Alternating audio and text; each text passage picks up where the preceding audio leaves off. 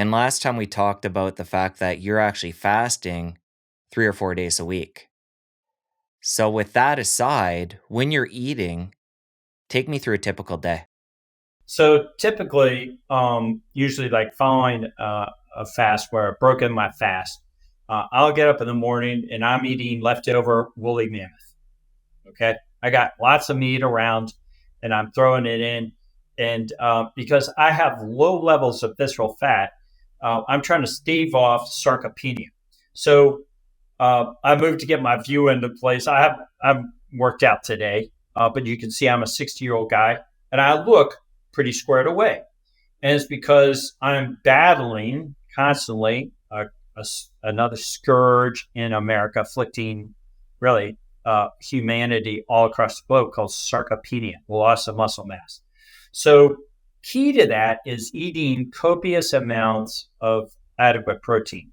Now, your first chore should be eliminating your visceral fat. And I made the mistake of trying to get some of my older clients that were suffering two things: of sarcopenia and obesity, visceral fat and sarcopenia. So they're losing their muscle and muscle mass while they're accumulating this visceral fat. So I'm like, you gotta start eating more protein. And so what happened was they were just getting too much protein in there, and they weren't, they were overeating. And so it was impairing their ability to eliminate visceral fat. So get rid of the visceral fat. Then you want to do something called feasting. Once you get normal weighted, you have an MRI, you don't have visceral fat, then I get up in the morning and I'm chowing down on meat like our ancestors did 50,000 years ago, a lot of woolly mammoth, and we don't want it to rot. So we're going to eat as much as we can throughout the day. So I basically become like those hot dog eating contest people that can eat like 20 pounds of meat. I'm not up there because I'm just really not a contest for me, but Sean O'Mara can eat 8 pounds of meat a day, if I purpose to do that. So I'll get up and I'll start eating meat, and I always eat meat with ferments. I never eat meat without ferments. So I have the benefit of microbes with whatever I'm eating, and I can significantly increase the amount of meat that I consume. If I try to eat meat without ferments, my capacity on a daily basis goes down to about 3 pounds, maybe 4 pounds a day. But I can double that if I eat with ferments. So fermented foods are not consumed because they're enjoyable. You consume them for their microbial benefit, from the microbes that are resident within those fermented foods, aid your digestion, improve your digestion, and help you to consume more protein, which is important as you age, because the majority of people in their 60s and 70s are not getting an adequate amount of protein they're absorbing into their bloodstream through the digestive process, because one, they just can't get as much into them, and two, their microbiome and the conditions literally around their epithelial cells that allow for the absorption of protein are suboptimal. So that's where it's really important to be living healthy. So when you're this 80-year-old, if you're 20 today and you're listening, you want to be an 80-year-old 60 years from now that has never suffered the ravages of the suboptimal microbiome and a lot of visceral, or any visceral fat for that matter, disrupting your healthy tissues. So those beautiful epithelial cells are absorbing all that wonderful nutrition maximally, and you're sustaining muscle mass when you're 60, 70, 80 years old. And by the way, I've never taken testosterone. I've never taken gear. No hormonal replacements. Nothing exogenous ever entered this body, of that kind of a nature. No performance enhancing drugs, no steroids, no hormones. It's all me. And let me speak to those that are in the social media community that think that that stuff is good. It's shortcut. You're taking exogenous substances and it's suppressing your body's ability to do the job. You got to do the work. If you get some robot to go do it, the work might get done, but you're missing out on the benefits that you get when you don't rely on those exogenous substances. So, yeah, maybe they're getting more muscle mass, than I'm getting, who cares? I'm going to enjoy a greater benefit of life because there's so much more benefit that comes than just producing testosterone. I want to derive all that benefit by me doing that work and not some robot. So yeah, don't I get my clients who come to me, they're on exogenous hormones or uh, steroids or something. I get them off that crap, and I say we're going to make you guys make your testicles do that work and get you more healthy. Make your body do that work. Make your endocrine system make these glorious, hormones, and you'll end up living a far better life than those individuals taking those exogenous substances. From our previous chat, I know again you're a big fan of fasting and you're fasting about half the time. And what's interesting to me as you're talking here, a couple of your focuses are on the microbiome and maintaining muscle mass, which initially for a lot of people is probably sparking how can you be fasting so much and maintain the microbiome and maintain muscle mass? So, talk about that. Yeah. So a lot of people think if you're going to fast that you're going to lose muscle mass because the images come to mind of World War II starvation camps where prisoners of war were emaciated and they lost their muscle mass, and they did. They had sarcopenia. However, that's because they had sustained starvation, sustained fasting.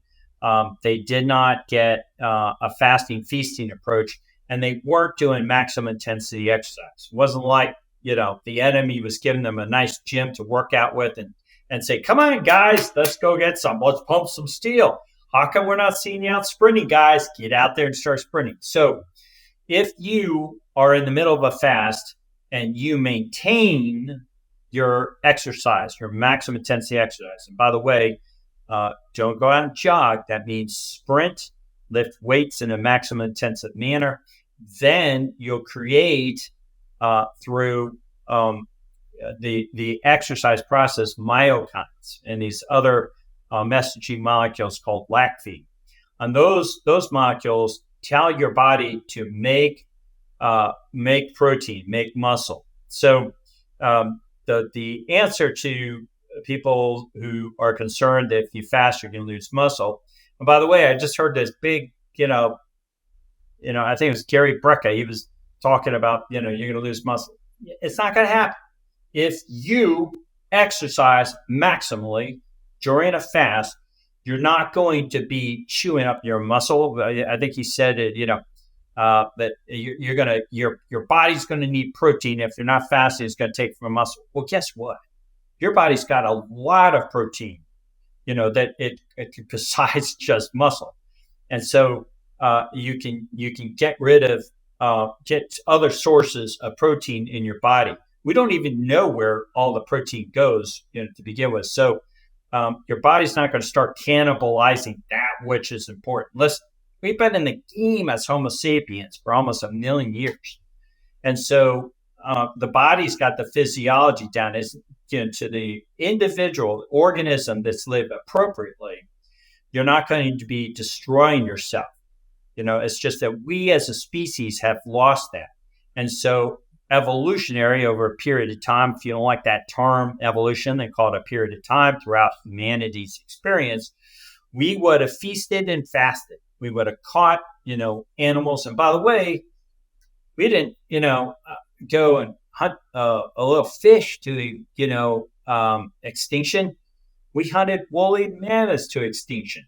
So what does that mean? When we caught a woolly mammoth, we had a lot of meat that we had to eat. And so we would have feasted. And then we'd have gone a long period of time where we would have fasted and not had. So it's feasting and fasting over a period of time that I believe is the ultimate model by which we have optimized. And that's how I have still managed to be putting on muscle at the age of 60 and continue to improve my lifestyle because I feast, I fast, and I exercise. And basically, the first 2 days, besides eating all that meat and those ferments, I'm really not exercising because I got 8 pounds of meat at least usually 6 pounds of meat in my gastrointestinal tract. So my blood is diverted to my GI tract. Does that sound like a good time to be hitting the gym when my blood is working on being diverted into a physiological concept that's called gastric steal? Basically, your stomach is stealing the blood from the periphery, and the blood is therefore not available to your muscles to perform. So don't exercise. Basically, our ancestors, when we hunted that woolly mammoth, we were about eating a lot of meat, and probably the only kind of exercise we had, procreating. But we did not go out and hunt again. We did not challenge each other. Young bucks did not go up and challenge other alphas. When there's a lot of meat, that happened in a fasted state, and so there was a recognition that when we were fed, we basically sleep, procreate, relax, lie around, and today we're like pre-workouts and going to work out and eating a fed state. And if you're not used to working out in a fasted state, you're going to need to eat because you're dependent upon food and intake and carbohydrates and stuff to work out.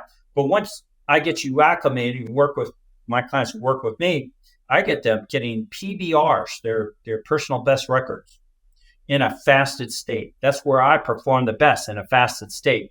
And it makes sense. Evolutionary nature would have allowed us to function the best when we're basically hungry, so we go out and hunt.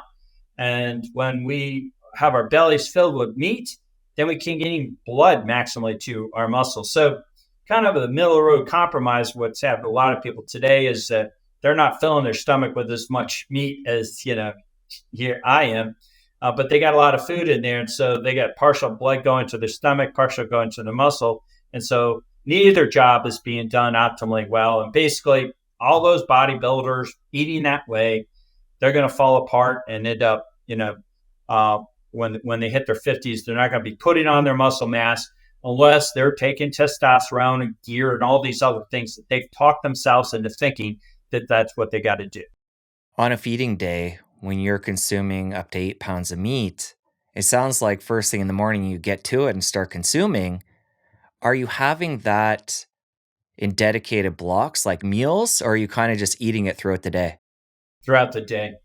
I think that's what we would have done. We would have returned. We probably just hung around that carcass, and we just. I don't think you're going to be hovering over it, constantly eating it. But if you follow animals, that's kind of what they do. They're near the carcass, but they're not constantly around it, and they may not be chowed down at continuously for every second of every minute of every hour and every hour of the day.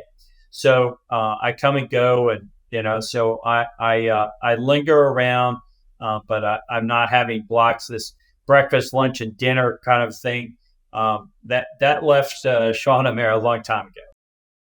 If you enjoyed that clip, press here for the full episode. I'll see you over there. Visceral fat causes inflammation throughout your body, leading to disease. It starts when you're young. It's the first expression of disease in the human body, and it continues throughout a lifetime. I tell people